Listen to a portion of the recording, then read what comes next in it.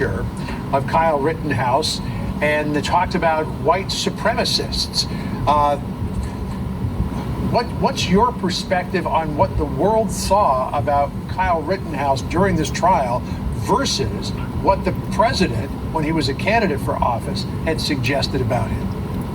Let me give Joe Biden some advice. Be very careful what you say, because you're subject to a possible defamation lawsuit. John, I want to be very clear. There's not a single shred of evidence that Kyle Rittenhouse is a white supremacist. This was a statement that Joe Biden is going to have to pay for and justify. And I think the White House, in my opinion, or at least Joe Biden, the candidate at that time, tried to utilize the Kyle Rittenhouse case in his run for the presidency. We are a nation of laws. And at that point when he made that statement, John, he had no facts to make this outrageous allegation of white supremacy. And then you look at what's been going on these other networks where they were talking about this is a case where white man's tears. You saw an 18-year-old young man cry on that witness stand because he honestly believed he was fighting and saving his life. And guess what, John? A jury of his peers said, you're right. You had no other choice but to defend yourself. I'm proud of the jury system as a lawyer for 30 years.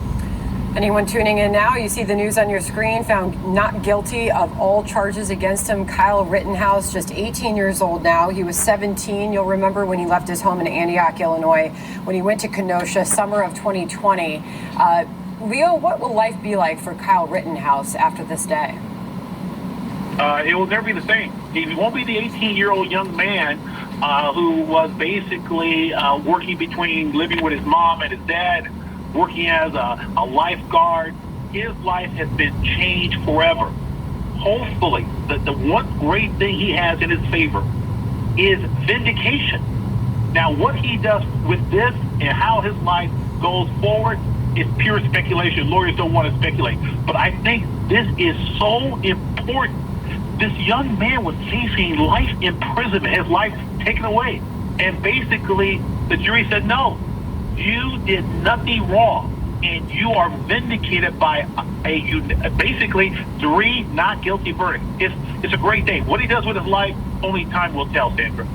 So, Leo, many times in cases like this, we would await the defendant, now cleared of all charges and just a civilian, goes back to his day-to-day life, to come out on the front steps of the courthouse and maybe his attorney speak, or maybe he or she would speak. But the steps of the courthouse are occupied by protesters who have been there pretty much through the entire trial, and certainly through the jury deliberations. And the big question hanging in everyone's mind, Leo, is what happens now that he has been acquitted on the streets of Kenosha? People in that city, particularly businesses, have been sweating it out, wondering what might happen. Will there be a return to the unrest on the streets that we saw in August of 2020? What do you think? John, I thank you for that question, because you saw groups outside, what I call agitators, Black Lives Matter, for example, outside. Let me be very clear for all the viewers of Fox. Kyle Rittenhouse did not shoot or kill or injure a black person. There were 3 white individuals who were alleged victims. I think if you find disturbance on the street, it is those what I call agitators who want to play the race card, who wants to somehow claim the system's unfair. So I'm hoping that the country accepts the verdict, universal. But I'm not naive. I'm not naive to ignore what happened 12 months ago in Kenosha, or what happened in 2020, the summer of riots. So we're going to have to watch and see. I think it's smart to have National Guard troops there, but the verdict is a confirmation that the legal system works. The question is, will the outside agitators and those in what I consider the left-wing media, will they accept it and tell basically their surrogates not to riot and loot? Hi, everyone. I'm Brian Kilmeade. I want you to do me a favor. I want you to click to subscribe to the Fox News YouTube page. This is the only way that I know for sure that you're not going to miss any great commentary, any great news bites, any great interviews coming your way on Fox. You can get it all here.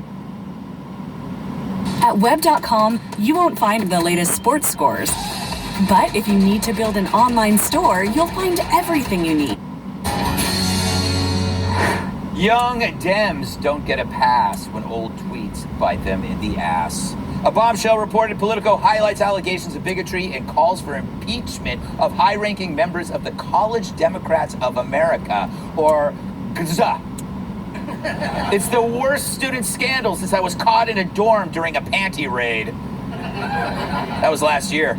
And I still haven't got my panties back. Screenshots of their old tweets from adolescents have been circulating, which has led to ugly accusations of anti-blackness, Islamophobia, and anti-Semitism. It's gotten so bad that DNC may cut ties with their college counterparts. What do they got against ties? And the college kids are so upset, they're using their tears to fill their bones. As the piece points out, some college Dems see it as a morally necessary reckoning with systemic racism, of course, while others see it as a bunch of college-educated, hyper-woke kids trying to play politics, which sounds like the Democratic Party. So all this drama over resurfaced tweets from long ago, I wonder how far this will go. All right, Mr. Angelic, you have a great resume. Why don't you explain this tweet from 2018? Who's in the mood for a little Mexican? I think her name is Rosalita. LOL. Oh, that was a joke. We were going to meet up for tacos.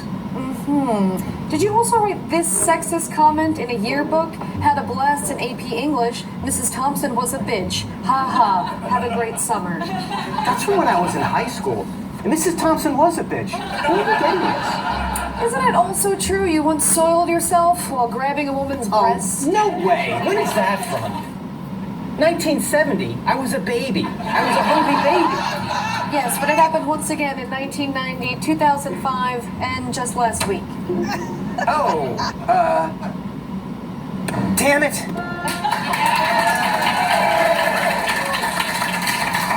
Joe, you look like a college professor, the kind that would hit on college students. Why don't college... Doesn't he? He's pretty accurate, right? With the beard, salt and pepper beard. That was said in confidence, Greg. Yeah.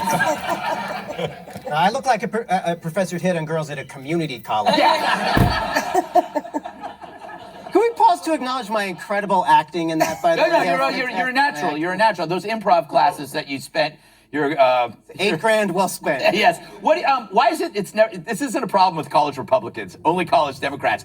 Are you kind of enjoying it? Oh, it's wonderful to see them eating themselves like that. It's great. It's to see that it really has nothing to do with justice or anyone's feelings. It's just a game of moving up in your status to see who can be more aggrieved, and the idea that the Democratic Party would be cutting ties with them because, well, if there's one thing they won't stand for, it's bickering over race and identity issues. The Democrats certainly don't want any of that. So it's a lot of fun. It reminds me of the quote, it's a shame they can't both lose. So I would love to see them tearing each other apart. Yeah, Kat, this is what happens when forgiveness is considered a vice. Like if you actually say, that was a long time ago, they go, no, now you're going to be canceled. As far as I know, all the college Democrats do is release statements condemning stuff. For the past few years, so they just got lazy and now they're just condemning each other, which is a lot easier. But the only concern is that college Democrats, after a few years, they become grown-up Democrats. Right. And then they get jobs, maybe in HR. It's always HR. And it's gonna be HR. And we're all Yes.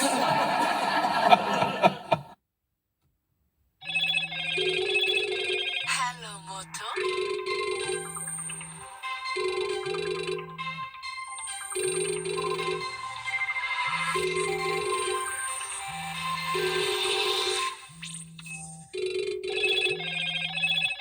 Hello, Moto.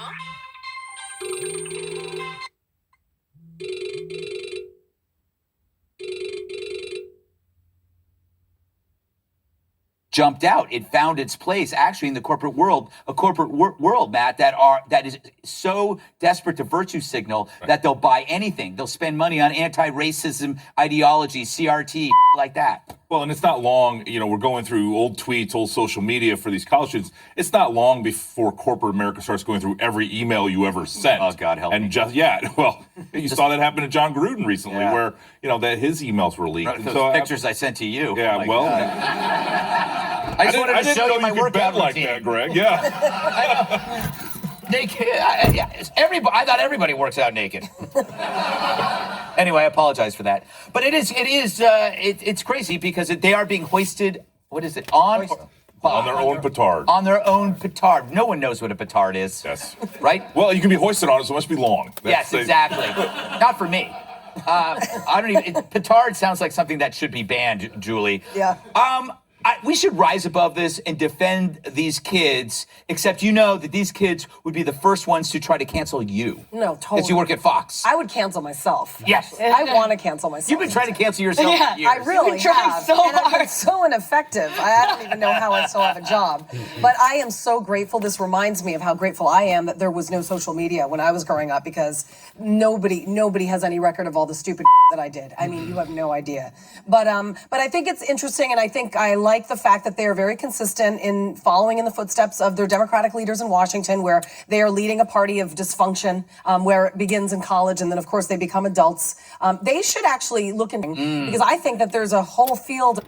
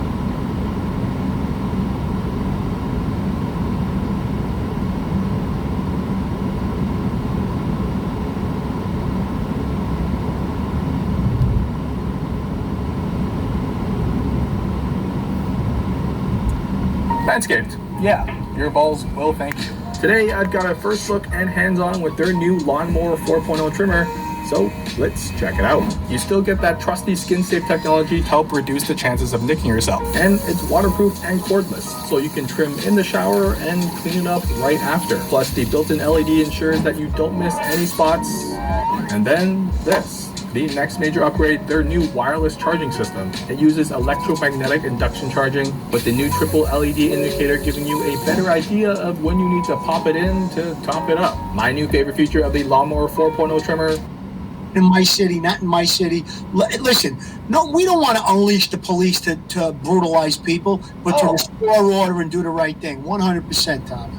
Guys, if you like podcasts from a police perspective, taking on the major cases of the day, please subscribe to Police Off the Cuff. You can go on YouTube, hit the subscribe button, ring that bell, give us a thumbs up.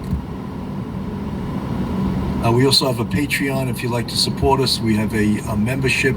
You want to join Police Off the Cuff as a member and get additional content, be part of the Police Off the Cuff family. We have like 6 levels. The first one is the bucket for $2.99 a month. $6.99 a month, you can have coffee with Gannon. $9.99 a month, you can polish my rack. $24.99 a month, you're dipped in butter. And for the premiere, $49.99 a month, you got heated dipped in butter. So if you'd like to join us, we would love to have you guys. This is a spokesperson for the Rittenhouse family. I'm just going to see what play what he has to say on here. Next to Wendy Rittenhouse as the verdict came in, what was her reaction? What was your reaction to the verdict? One of relief. It's been a long road, and so we believe that was the right verdict. We believe that the length of time was the jury being very careful in reading the instructions and looking over the evidence.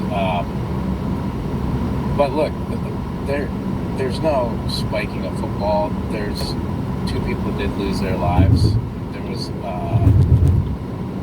was a lot of things that affected this case, like politics, that sent it off the rails really early on. And so there are no winners. I mean, Kyle now gets to live his life as a free young man, an innocent young man, which he is.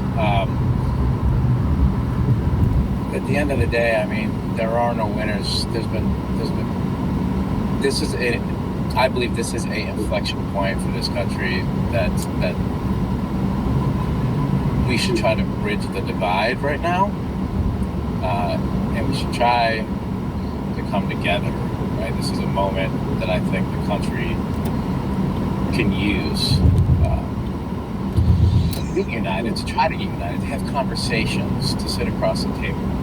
Have you talked to Kyle at all since the verdict came? No. They left immediately. They went out the back door for security reasons. We wanted to get him off site. What's next for him? College. He can be an 18-year-old young man. He's studying prerequisites at Arizona State University and for nursing, and he's going to continue that. And we're going to do everything we can to make sure he can live as normal of a life moving forward as possible. But I think you're going to see some good things that come out of Kyle in the future, because he's a very, very pragmatic young man, right? That's been through a lot. And there's so many pieces of this case that touch every issue in modern day contemporary politics, right? But at the end of the day, this case was always about self-defense and nothing else. It wasn't about politics. It was not about race. It was a case about, did he defend himself when attacked? And he absolutely did, and thank God that the jury came to that conclusion. But look, I'll say it again, there are no winners in this, but this is an opportunity to have some discussions that I think should be. David Hickok from 1012 is Milwaukee here at ABC live as well, and I just wanted to see your viewers been with the Rittenhouse family this whole time, and I visited actually when you kind of held on to your arm tightly. What did you feel for her in that moment when they heard? Relief. I mean, a year, some odd months of just having her son be defamed, for lack of a better term, but amazing, right? When you think about it, here you are, 1 minute you're standing up, and it's either going to be freedom or 60 years in prison. And let me tell you something. You know, unless you've walked in those shoes and realize, I don't think anybody realizes, like he said, there are no winners. And nobody, unless you've been in those shoes, be accused of something that you're innocent of. And to go through the not knowing what's going to happen to your life when you know you did nothing wrong, and you have overzealous prosecutors trying to put you in prison, that will stick with you for the rest of your life. It will never leave you. It definitely emotionally gets to you. And, there are still people out there that are going to consider him like a murderer, which is, very wrong, but he has to live with that, as a lot of other people have in the past. And I don't think people really, everybody's easy to talk who've never been through any kind of adversity in their life, especially something like this. But trust me, it sticks with you. It never leaves you, and it'll stay with you till you take your last breath. And what that gentleman said, there are no winners in this, he's correct. But when you act in a certain way and there's a reaction that comes back at you because of your actions, then it's the person that acted that way that brought those actions on. So he did not attack anybody. He didn't put anybody's life in danger. His life was in danger. And he reacted because, you're in panic mode. Your adrenaline is flowing. You're trying to not die for no reason at all. He would have just been a statistic that got killed. And I wonder what they would have done to the people that killed him if they did kill him. So nobody really understands. I'm not saying nobody really understands. A lot of people who will be, bad-mouthing this interview by us have never been through any kind of diversity. So, again, like I say, if you haven't been through it, you ain't got nothing to say. Good point, Tommy. Good point. The fact that the criminal justice system is really based on intent. Now, I agree with you, Billy. I wish his father would have stopped him when he was going out the door. If his father was there or not, I don't know. But if somebody would have stopped him and said, listen, why are you going there, with a gun and trying to protect? But you got to look at his intention. His intention, and he was interviewed before all this shit broke out where the shooting started. He was caught on an interview by a reporter. He had the gun on. What are you doing here? He said, I'm here to put out fires. I'm here to give first aid. I'm a medic. And he had the gun. Why do you have the gun? He goes, well, I have the gun only to protect myself. The gun was fully exposed. It met all the requirements of the law with the size of the barrel. It wasn't concealed. So again, should he have been there? In my opinion, if he was my son, no, I wouldn't have wanted him there. I would have tried to stop him, even though he had good intention. And there's that old saying, the road to hell is paved with good intentions. There's probably nothing more true than that. His intentions were good. Now he got caught up in it. He tried to retreat. He tried to run. They attacked him from behind. Now he was left with no alternative, especially when they were grabbing at his gun to fire shots and try and defend himself. And it still didn't cease. There was 3 incidents where he had to fire his gun. So the bottom line is that that's actually the picture where he's explaining. He's got his medic bag on his left hip, and he has the gun across his chest, and he's got the gloves on. He put out fires. There was no question that he did that. He had fire extinguisher. He even went there with a bulletproof vest, but he gave the bulletproof vest to another one of his friends. So what was the intent? That's what the law looks at. Did he intend to go there to hurt somebody or kill somebody or cause somebody harm? No. His intent was to put out fires, render first aid, and protect that used car business, or I don't know if it was a new car or used car business, but to protect that car business.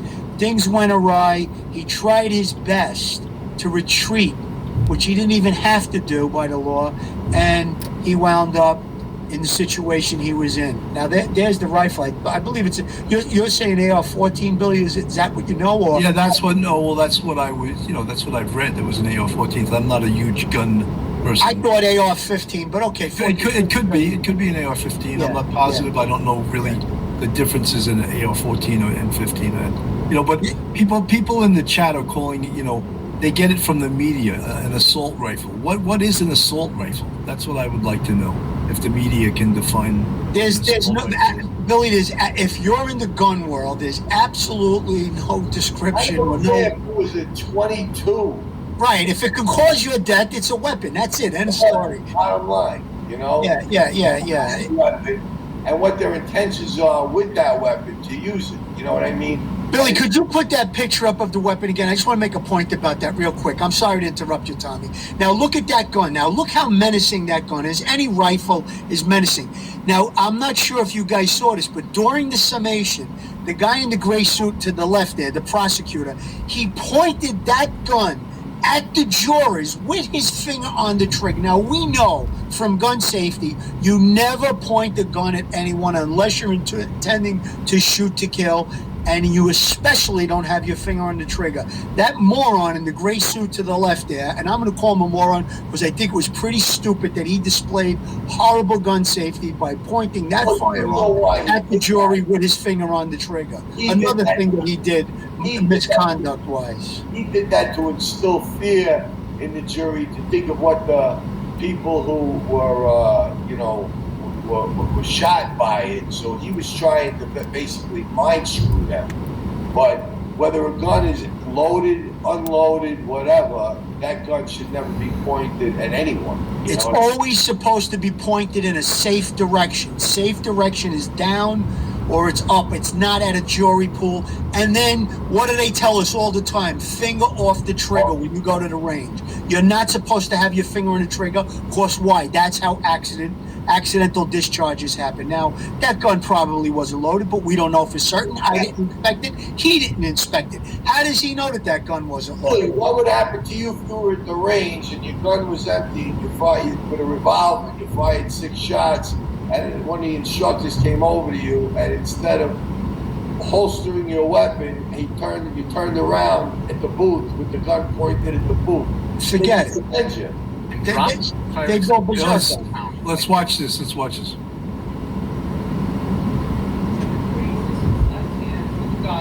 And points. There you go. This is it. That was it. In putting the fire extinguisher on the ground and then raising the gun. Well, what do you want him to do? Keep the fire extinguisher in his hand? That's a You can see his. I don't know if you can see it in that one, but his finger was on the one right before it when he held it up the first time. His finger was on the trigger. There was another angle I saw on the news. His finger was on the trigger, and just pointing the gun at them. That alone, whether his finger's on the trigger or not, there it is. You can see his finger was through the trigger guard on the trigger. And then raising the gun. What was the point of him saying he put the fire extinguisher on the floor?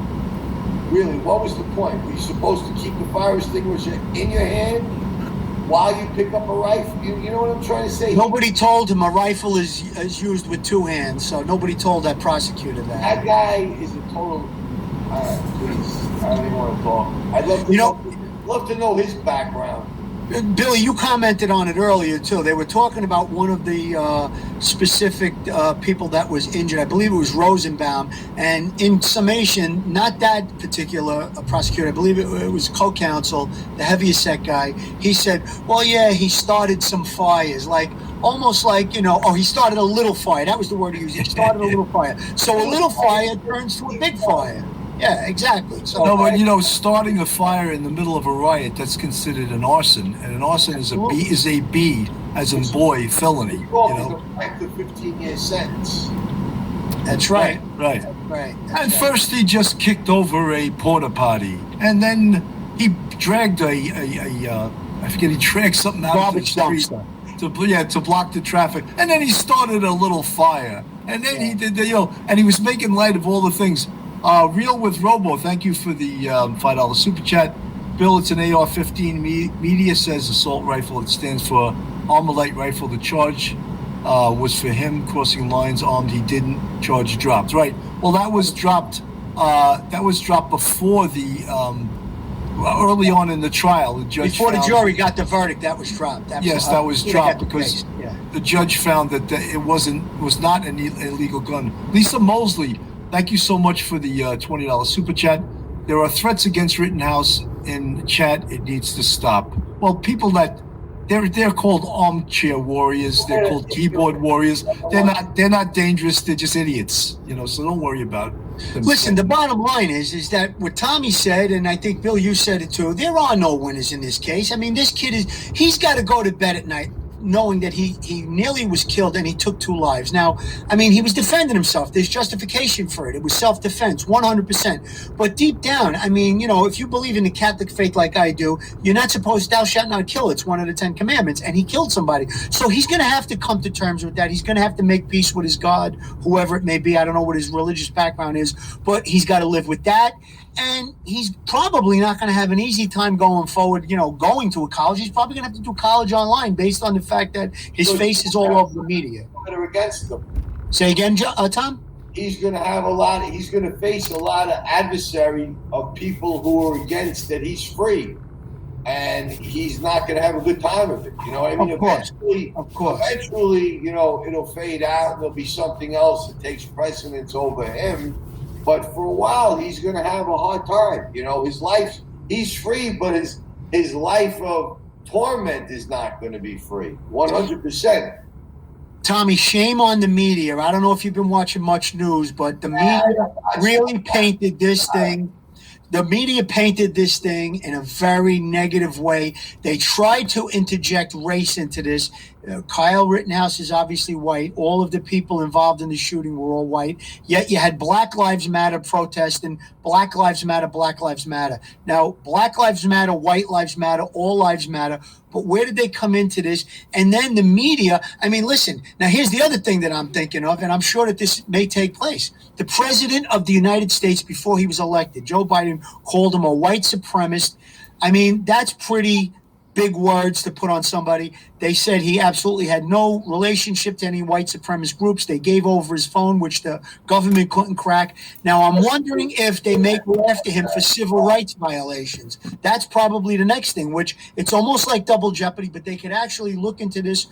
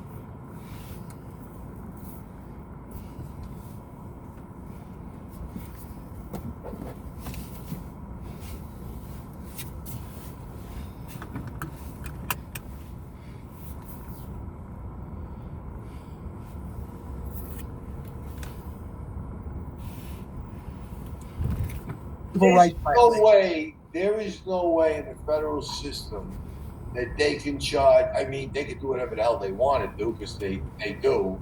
They do it. They do it, right, Tom? They do it. But to ever come back with a civil rights violation on him would be totally manipulating the federal statute, you know, of what that means. So I'd be very surprised if they do. You know, I really would be very surprised if they do, because that's not what the federal statute is. Well, we've seen the federal government go after individuals when they, I believe it was in the Rodney King case out in L.A., the federal government went after them for civil rights violations. And in that case, it probably was appropriate. In case, you know, that case, I watched that video. Again, I won't Monday morning quarterback anybody, but if you're looking at that video, okay, that's a civil rights violation. Right. And they caused their own problems, because from what I saw in the video, I don't know what happened before or after or anything else, but just from watching the video, the Rodney King case was a terrible travesty and a blemish on cops. All law enforcement, you're right. Or us. Because I don't know any cop that I've ever worked with that would ever do anything like that. You know what I'm saying? So that, yes, was definitely a civil rights violation. What this kid did, no way in the world. And it's wrong for anybody to label him something that they don't have the facts on, because if he was a white supremacist, you don't think that would have come out at the trial? 100%. You know, guys, one thing I just want to raise. Many times, all of us will be on a different side of the fence and disagreeing with the results of a jury, of a jury trial. But we all, as Americans, have to accept what the jury finds, and I accept it. I've accepted at times when I didn't agree with it. I accepted it because, you know, you may argue today, if you didn't get your way or whatever your political view was on this case, now you're cursing the system. The system works. It does work, and you may not always agree with the results, but the system works. The system's not a perfect system. No system is, but in a whole, it does work. It obviously worked in this case, even with all the mitigating factors of threats and everything that went on. But if the verdict goes against something you personally disagree in, you know, that's America. You know what I mean? And you can't threaten violence because you disagreed with the decision. You know, it's. I don't know what's happening, and I feel very bad for the road, the way things are going, and the way things are happening, and it's really very sad. I'm watching what goes on. It really is. I just read that. Like I said, I don't know what happened before that video with Rodney King. You know, I just watched the video. So I'm not judging the cops in any which way, shape, or form. All I said was that if you were just watching that video, you know, the Justice Department would have had a right for a civil rights violation. I don't know I'm not